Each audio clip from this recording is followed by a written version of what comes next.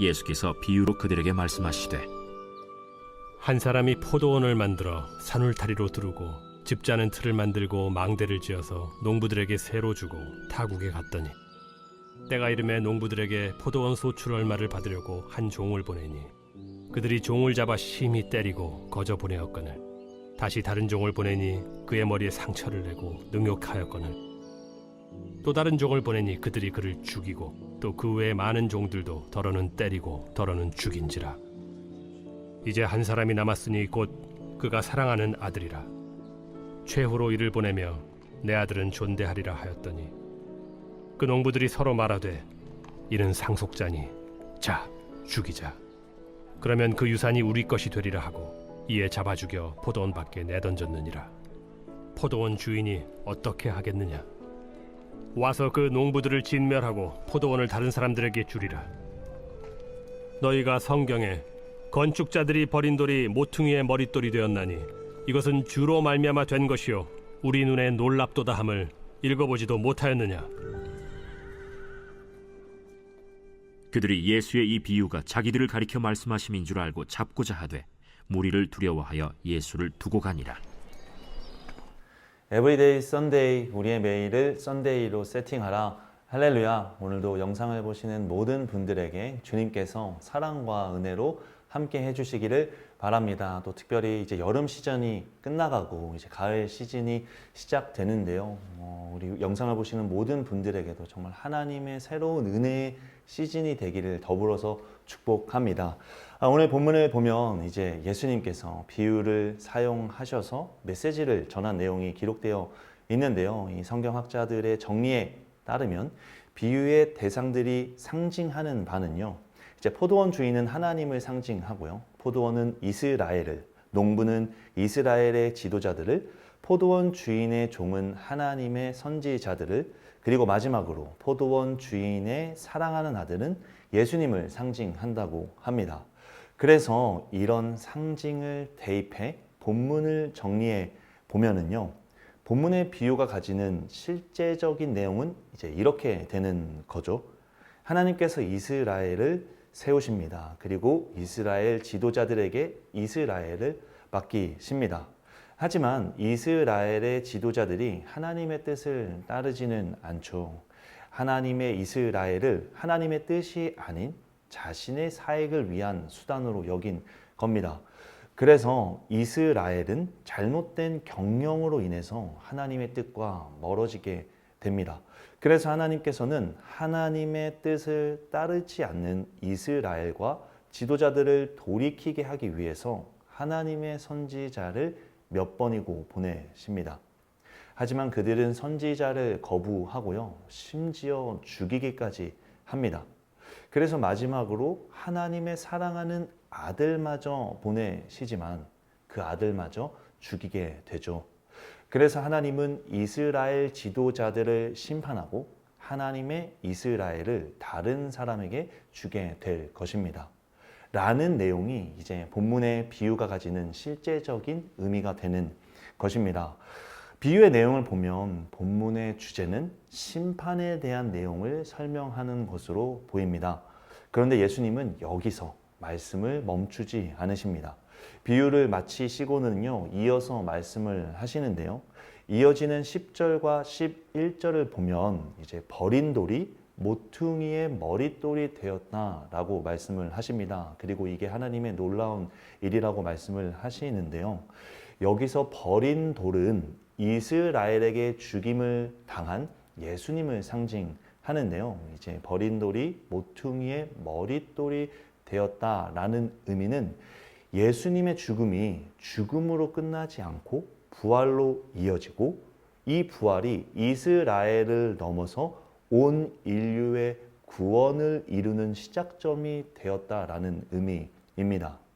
결국 본문을 정리하면 이제 본문을 통해서 우리는 이제 복합적인 메시지를 알 수 있는 겁니다.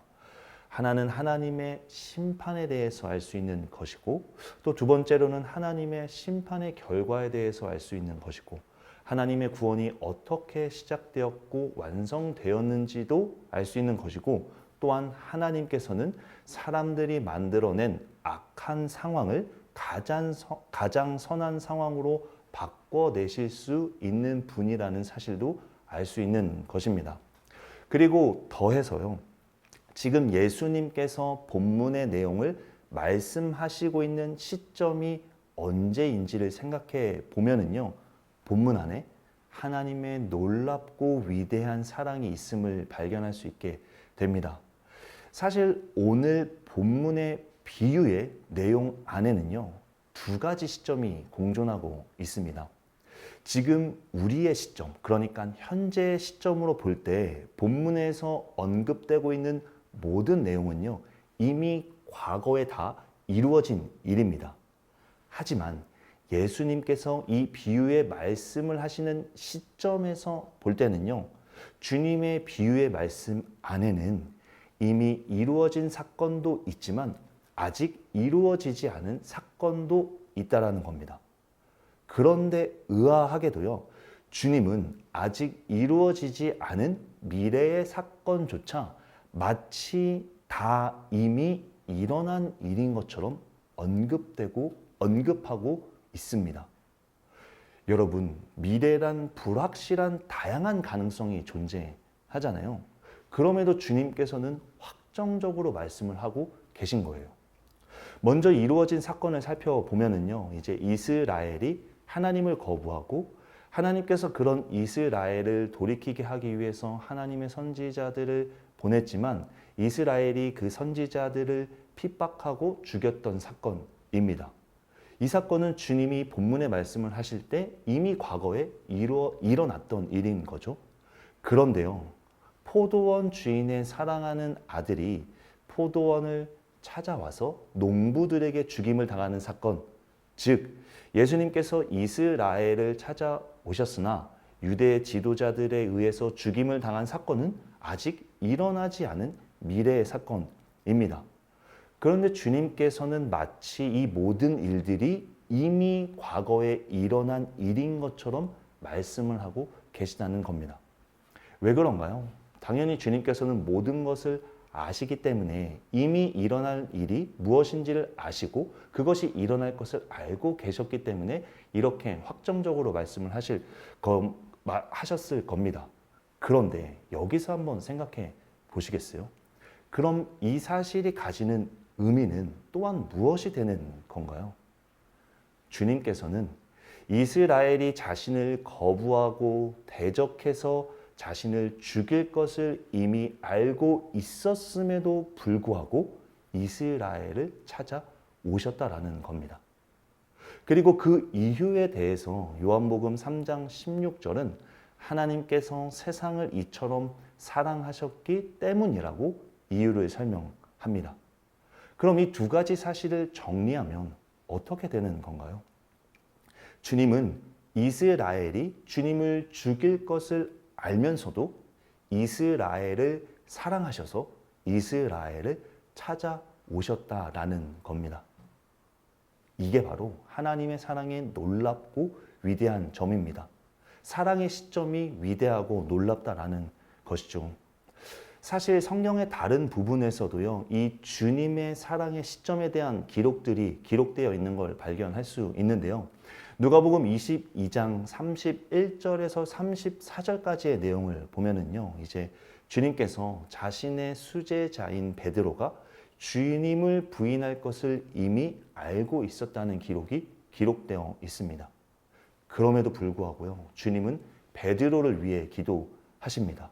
그리고 더 나아가서요, 베드로가 주님을 부인할 것을 이미 알고 있었음에도 불구하고 주님께서는 베드로를 찾아가셨고 베드로를 부르셨고 베드로와 함께 하셨던 겁니다. 사랑하시니까요. 그러니까 주님은 베드로가 자신을 죽기까지 따를 줄 알고 베드로를 사랑하신 것이 아니라 베드로가 자신을 부인하고 외면하고 저주하고 맹세하고 도망칠 것을 알면서도 베드로를 사랑하셨다라는 것입니다. 바울도 이 사랑을 경험하는데요. 그래서 로마서 5장 8절에 이 사랑에 대해서 이렇게 정리를 합니다. 우리가 아직 죄인 되었을 때에 그리스도께서 우리를 위하여 죽으심으로 하나님께서 우리에 대한 자기의 사랑을 확증하셨느니라. 주님의 사랑의 시점이 언제라는 건가요? 언제 우리를 위하여 죽으셨다라는 건가요? 우리가 의로울 때, 거룩할 때, 잘할 때? 아닙니다. 우리가 죄인일 때, 우리가 못났을 때, 우리가 잘못했을 때 우리를 사랑하셔서 우리를 위해 죽으셨다라는 겁니다. 혹시 영상을 보시는 분들 중에서 주님께 사랑을 받으려고 무언가를 열심히 하고 계신 분이 있으신가요? 주님께 사랑을 받기 위한 방법을 찾고 계신 분이 있으신가요? 그런데요, 그럴 필요가 없습니다.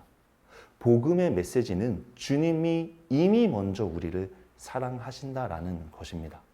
나 같은 죄인을 이미 먼저 사랑하신다라는 겁니다.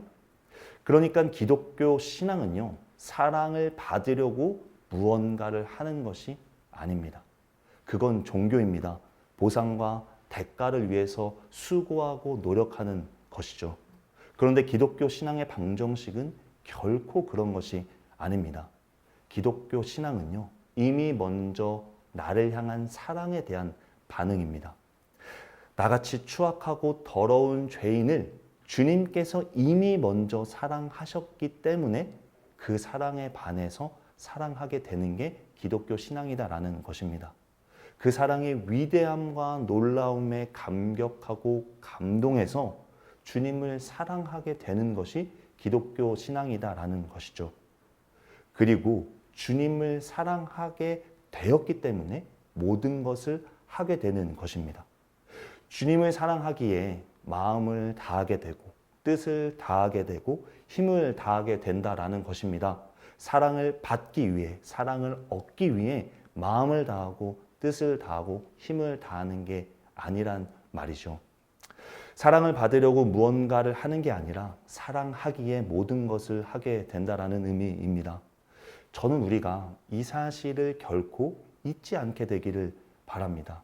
그래서 정말 우리의 신앙의 여정을 걸어갈 때 사랑을 받기 위해서 무언가를 하는 것이 아니라 정말 나를 먼저 사랑하신 주님을 사랑하기에 정말 주님을 사랑하는 그 마음을 담아 모든 것을 하게 되는 우리가 되기를 주님의 이름으로 축복합니다.